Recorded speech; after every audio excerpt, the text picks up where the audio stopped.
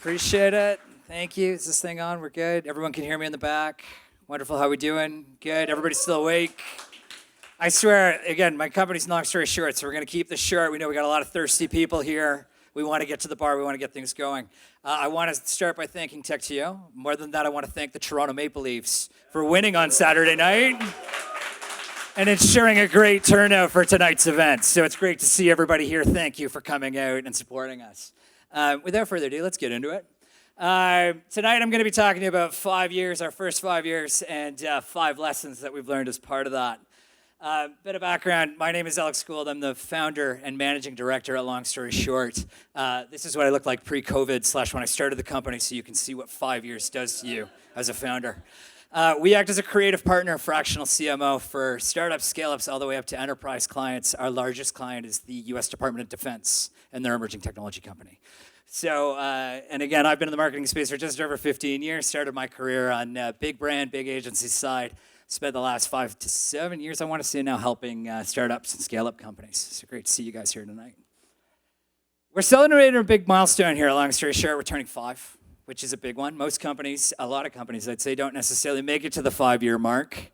So for that, it's a pivotal moment for us. And I thought I'd recap some of the great learnings and takeaways from the last 5 years and share with you all tonight. Okay? So let's get into it. The first one, from a marketing standpoint, people don't buy what they don't understand. So you might say, well, Alex, that sounds pretty self-explanatory.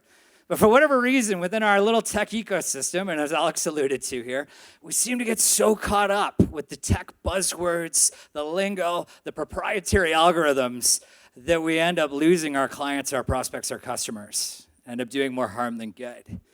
We seem to forget that human element at the end of the day and ultimately solving somebody's pain point, right? Really understanding their needs, their wants, and their desires, and basically really speaking to those benefits and how we can actually help them at the end of the day, right? I think we've seen this time and time again, and especially for those more technical companies that are out here, I can't stress enough, whether you're fundraising, whether you're trying to sell that first customer, continue to grow, right? Don't forget that pain point. Don't forget to humanize your offering and how you can help at the end of the day. Okay.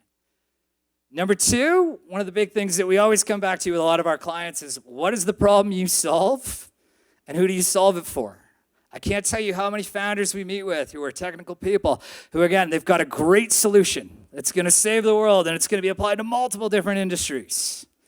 And when we actually say to them, well, what's the actual core problem that you're solving? Well, we can help everybody, right? When you try and be everything to everyone, you end up being nobody to anyone at the end of the day. Okay, let me say that again. When you try to be everything to everyone, you end up being nobody to anyone at the end of the day. So being super laser sharp on what the problem is you solve at the end of the day, and ultimately who your audience is, right? And what their pain points are, really helps drive your business, and that's where you'll start to see success with your offering and what you're building as a company. Next up, Canadians build businesses, Americans build brands. So I'm proud to call Toronto home, from Markham originally, and I've had the pleasure of moving around, working in London, and now called New York home. But I'm back and forth quite a business. We've got our 2 offices, and it is incredible how many Canadian businesses here in the system, they focus on building the business, right? That's the core thing. We got to get the business right. We got to get our offering right. We got to dig into what we're selling, and brand is almost a second notion. And our American clients, it's funny, they don't really have their offering technically fully baked, and they'll actually start going, what is our brand all about? We need to figure out our positioning. We need to figure out how we're going to cut through. What's our unique prop? Right, that's going to set ourselves apart. And it's incredible how much of an emphasis and money is spent, the investment that's spent south of the border.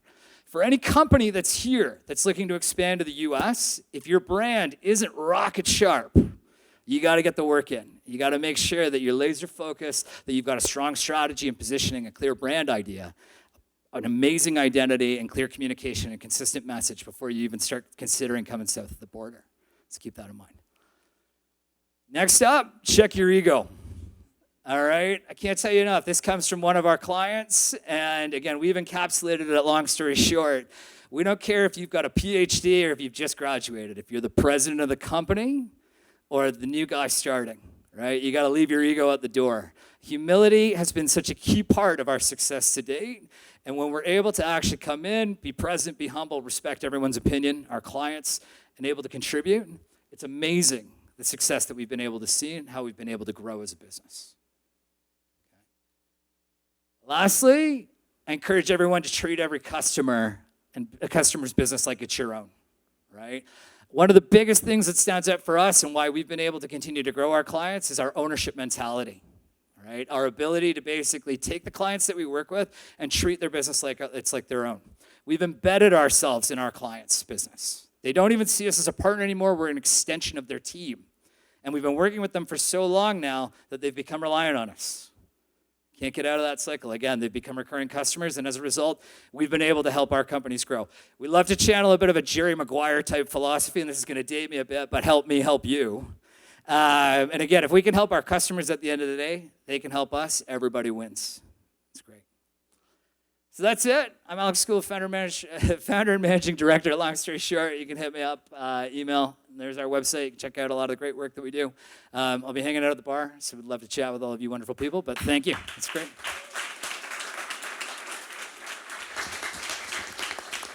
Thanks. Now we'll take questions. If you have a question, put your hand up. Jason will run to you. I will not run. I will roll. Hi, Alex. So I have an experience working within a few early stage startups with helping them establish their marketing strategy. And I think an aspect and a challenge I seem to face consistently is communicating the necessity of like that creative aspect of the marketing to founders who are more technical and have a more technical understanding of their business, and helping them to hone in on the most important aspects and market that versus kind of having this broad, wide range idea of everything to capture at once. Sure. Sister, is the question, how do you get those founders to focus a bit more? Yeah. Yeah, basically. It's a tough battle, right? I think with some of our clients, again, I think either you're going to buy into the marketing at the top, right? Or you're not, right? I think anything you can do to kind of show those little gains, right? So if there's small things that you can do within the company that you can bring forward, whether it's kind of testing out a new program or platform, showing the results there, slowly chip away at them. Right? Hopefully they'll start to buy into it. Also leverage, again, I think with a lot of our relationships, for example, we look to their VCs and the companies that are investing in them, because the VCs are going, you need to grow, right? One of the first tech companies I worked at before I started my business, they landed a £6.5 million round from Mitsui and BlackRock. And so they said, you need to grow by 20% next year. And the founders are going, we don't know anything about marketing. We need to hire somebody. Let's bring in Alex. So again, I think leverage the community there, see if you can chip away. And again, there's probably different tactics that you can do to kind of help bring it home.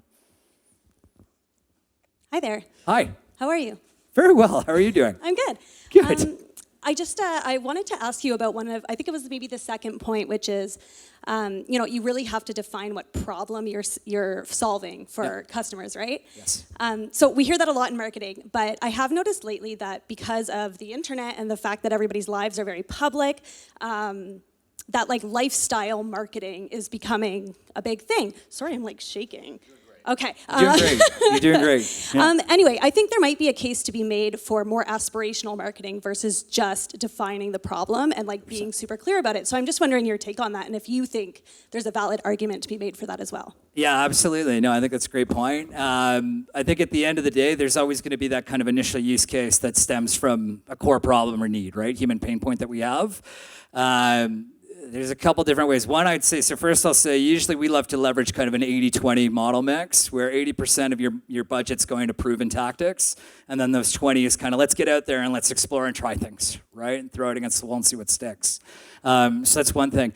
The other thing I go back to is we traditionally look at our customers in three lights. So we'll look at kind of almost, we compare it to the airline industry, right? We say, who are those first class customers? Who's business class, who's executive? Right? And as we look at those first-class customers, what's the biggest pain point there? Because we know they're going to have big budgets, they're going to spend the most with us, right? So from a customer standpoint, who do we really want to target within that group? Can we nail a specific problem that they might have?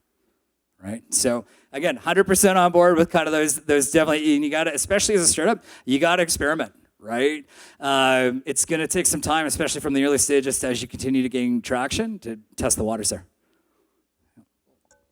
Thank you so much. Can I get another round of applause for Alex? Thanks, everybody.